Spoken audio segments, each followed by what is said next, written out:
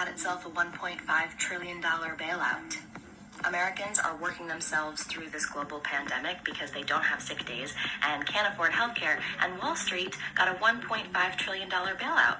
Give working class people free healthcare? No. Bail out Wall Street? Bail out the airline and the cruise industries? Hell yes. This system, the system of capitalism, where profit matters more than people, is so damn sick. Capitalism is diseased, and the coronavirus is showing us all its symptoms. Symptom 1. Private, for-profit healthcare simply cannot handle crisis. 30 million Americans do not have health insurance, and nearly half of those with private insurance, another 60 million people, have such high deductible plans that they could be on the hook for thousands of dollars if they tried to get treated. 45% of Americans have $0 in savings, while another 24% less than $1,000. A trip to the ER or urgent care for coronavirus threatens to wipe out millions of Americans' entire savings. A Brooklyn public school teacher who showed symptoms of the virus was charged $10,000 for an ER visit and never even got tested for coronavirus. Free market competition is slowing down the development of vaccines to the point where Trump had to bring pharmaceutical industry executives together and beg them to cooperate and work together to develop a vaccine.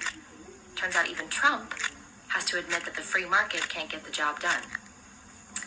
Oh, and Joe Biden still says he'll veto Medicare for all if he's elected. Symptom 2. People don't have sick leave and have to go to work.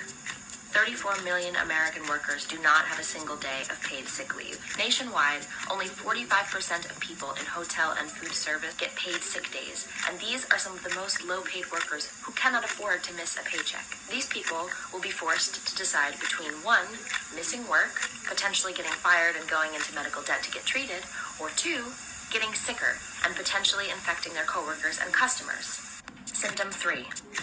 Public schools have stayed open because students rely on schools for food. 22 million kids in the U.S. rely on free or reduced meals they get at school.